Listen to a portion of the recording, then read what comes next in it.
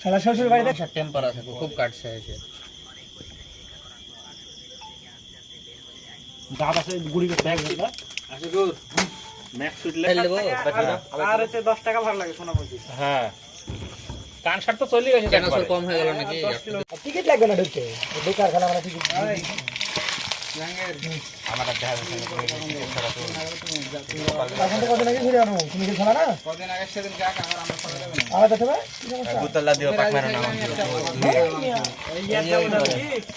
সোনা মসজিদ তুমি খালি মোটরসাইকেলে বাইরে বা